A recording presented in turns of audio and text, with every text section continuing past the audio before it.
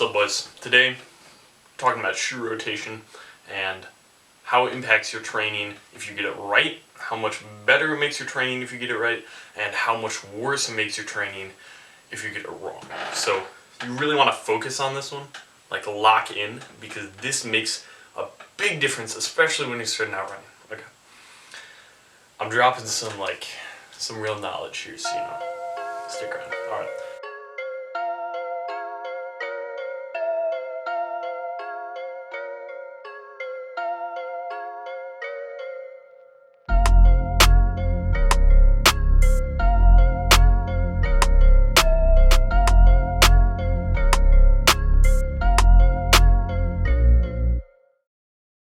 So when I started running, I really only used one pair of shoes the whole time. Like, that's all I would run in, right? And I had a really rational way of choosing what shoes I wanted to buy, right? So I would just look for the shoes that looked the best, and we're like, oh, I want those. And whatever the shoes that the shoe store employees would give me, I would just buy those because I didn't know anything, right?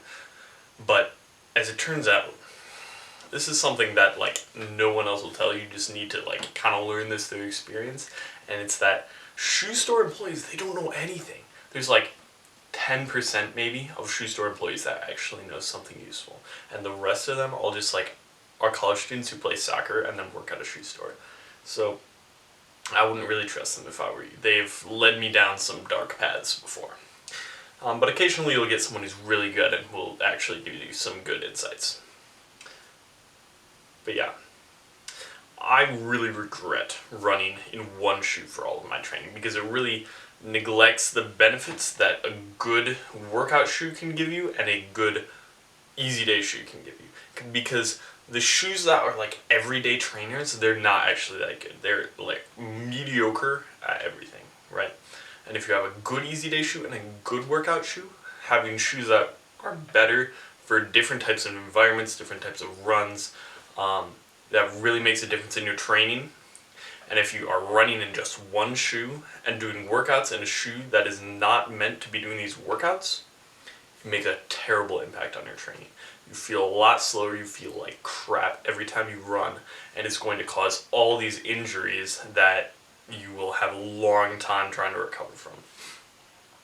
A friend of mine, he was just kind of given some Brooks Ghosts by the shoe store employees, and he ran in them for a while. He probably put them over where they should be on mileage, and then continued to run with them. And he got a stress fracture that took him out for his senior year cross season, all through the winter, and then is just getting back to being able to run for his senior year of track. This is a big impact for him. It's important that you have good shoes. So, okay. I'm getting my shoes up and we'll start talking about this. But I'll start with the very basics because basics. Alright, so we're starting with an easy day shoe.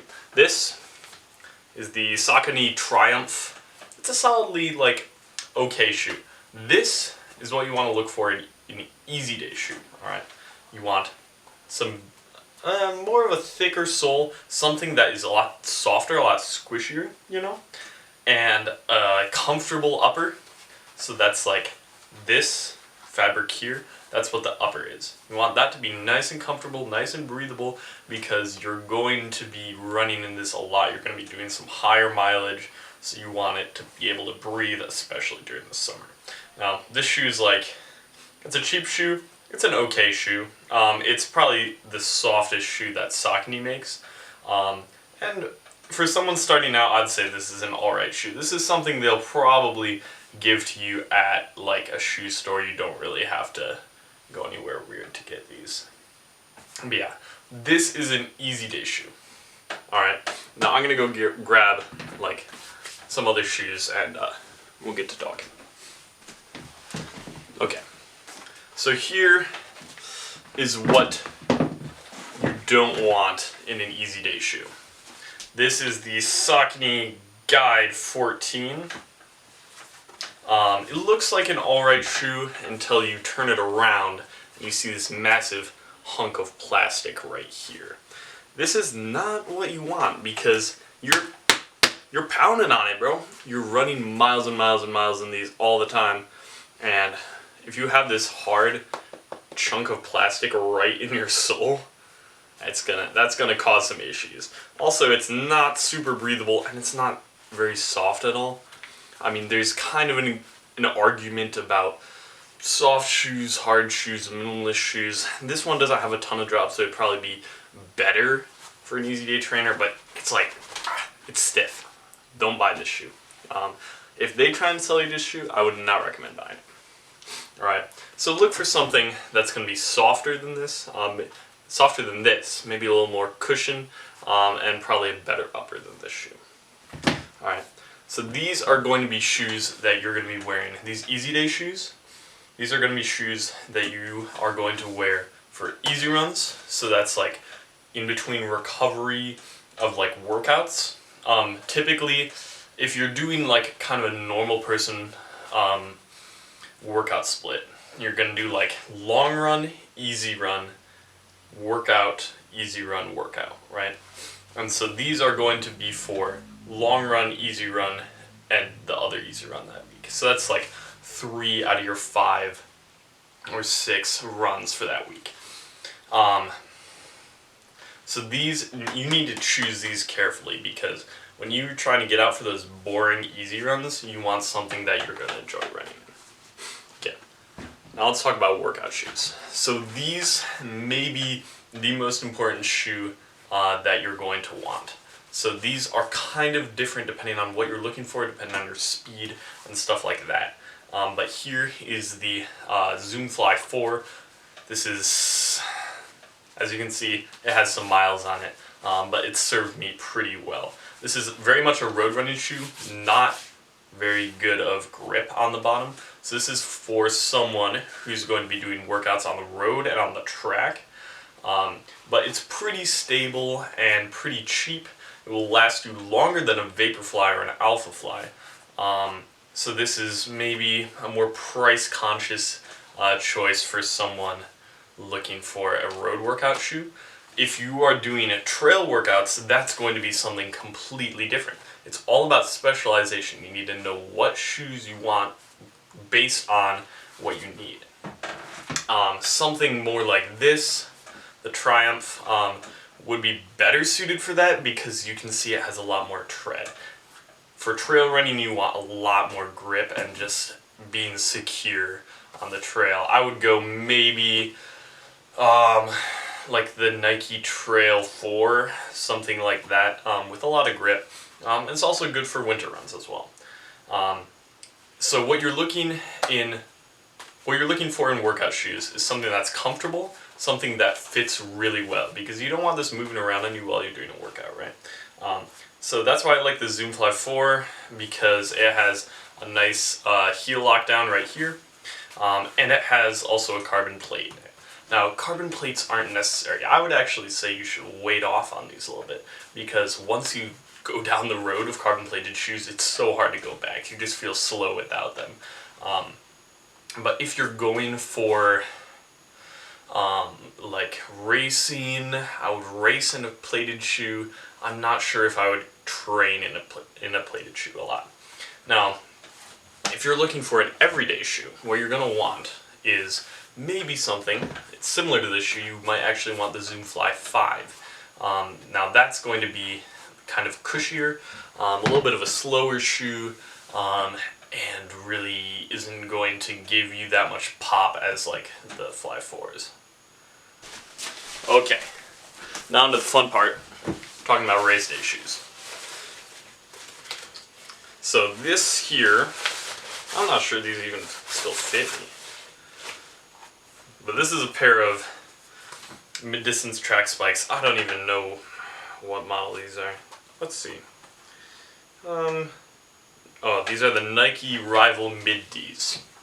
Alright, so these are little shoes that have like spikes on the bottom, okay, so you want to be careful with these. These are only for the occasional workout, when you're at kind of like, if you're a track athlete, when you're at like the peak of the season, like right before your biggest meet of the year, right?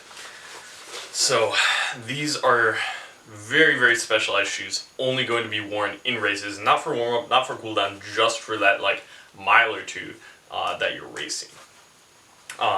So these are very important if you're going to be a track or a cross country athlete.